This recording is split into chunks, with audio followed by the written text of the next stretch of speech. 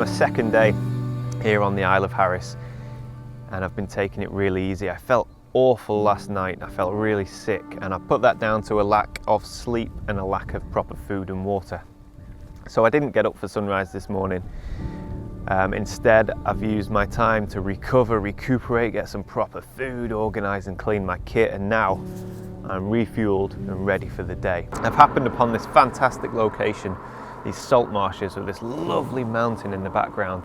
Now this, at sunset, should make for an amazing image. So I'm going to break out the 4x5 camera and give that its first proper go. So I'm really looking forward to that. That's going to be this evening. For the rest of the day and afternoon, if the weather stays like it is, we should get plenty of shooting.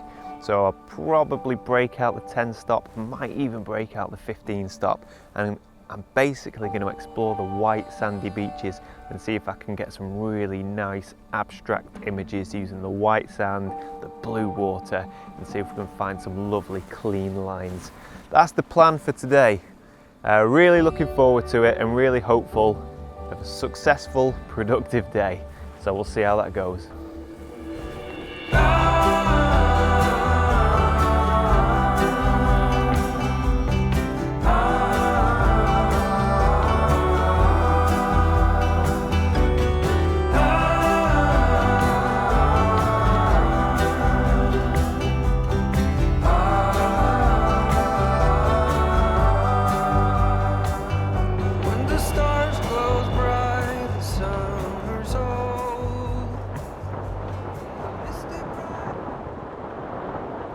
So I've had some lunch, and whilst having lunch, the weather seems to have taken a turn for the worse. I waited out in my car, had a little bit of a nap, because the theme of the weather on this trip tends to be that it changes every half an hour, which is actually great for landscape photography because it gives you lots of unique weather opportunities to shoot.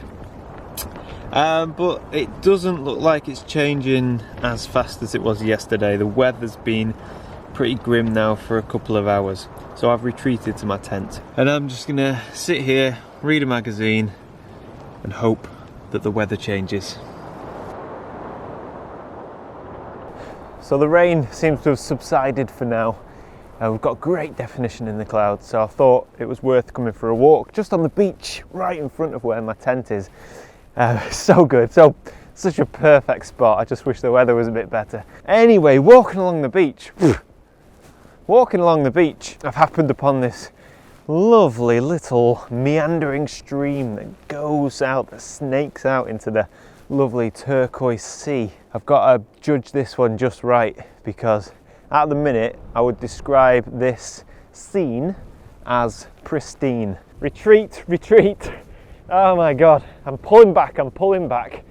The wind just picked up and the rain started to really lash it down.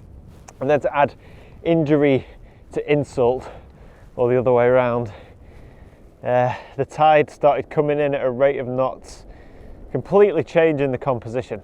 So the positives to take away from this are that there is definitely potential for an image there, 100%.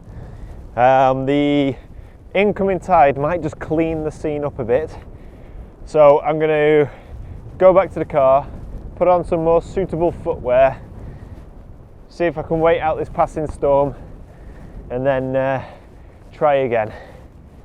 It's all about perseverance. Landscape photography is all about perseverance. Got to keep at it.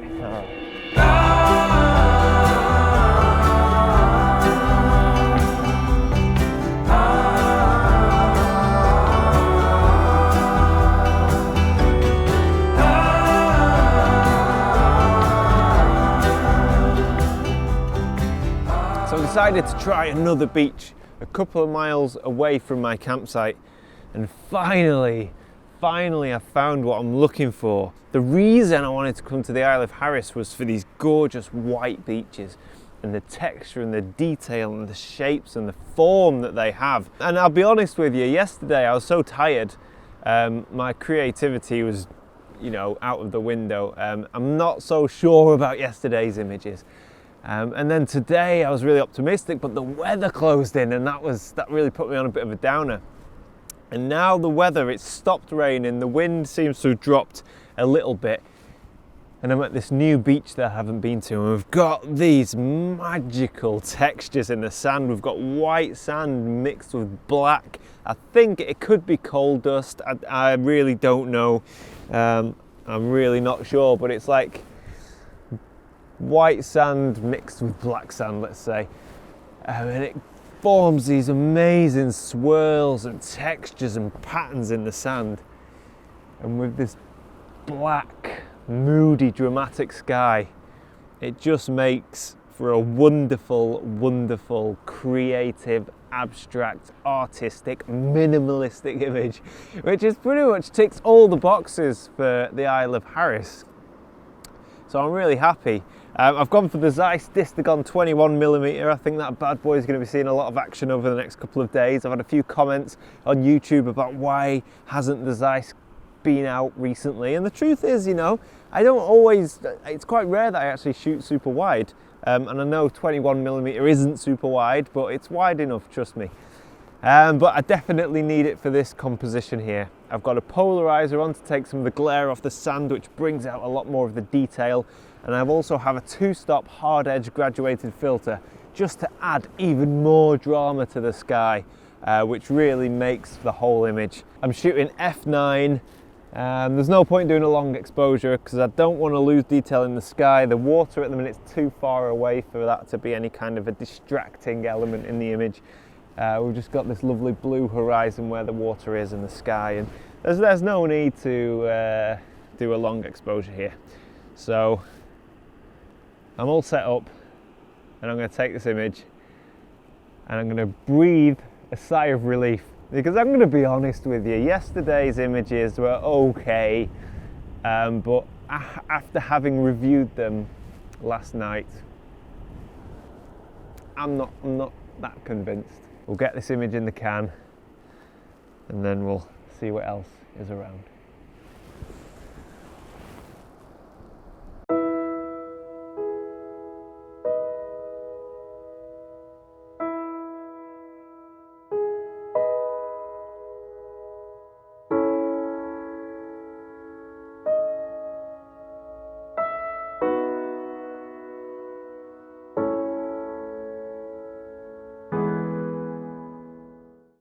Right, this is just a very quick stop. I've been driving along the coast road and all of a sudden the light burst through the clouds.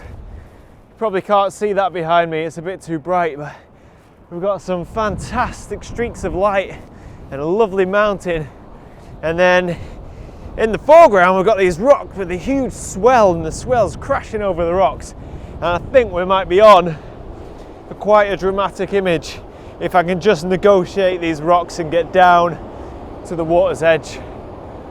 Yeah, this is awesome. I don't think the light's going to stick around long, so I'm going to get cracking. Let's see if we can get the shot.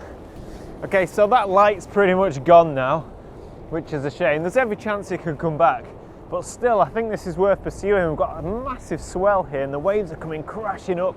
I'm working with an exposure of about 1/3 of a second to try and capture that motion in the water. I don't want the exposure to be too long, otherwise we lose the drama. I don't want it to be too short because it's often too harsh to freeze the water. I like a softer look to the moving water. I don't want to freeze the image, instead I really want to just capture the power of it. The difficulty is just timing, really. It's also a challenging exposure because the water's bright white. Whoa!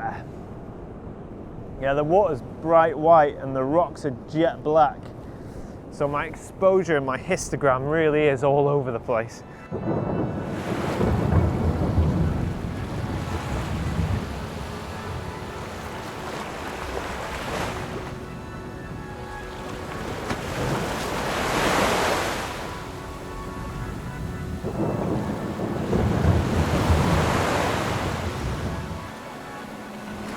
So I've decided to move on from this location. The light's gone. The light that was there is gone anyway. The swell is getting higher and the waves are getting bigger and they're starting to reach me. They were starting to reach my tripod, so definitely time to move on.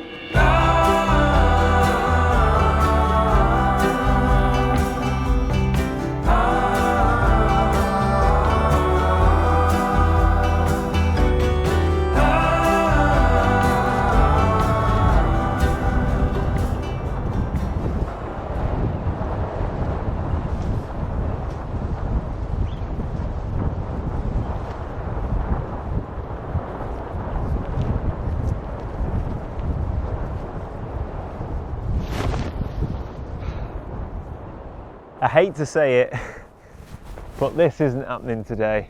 It's too windy, it keeps raining, and any hope of light has gone. Another time. Come on you, let's go.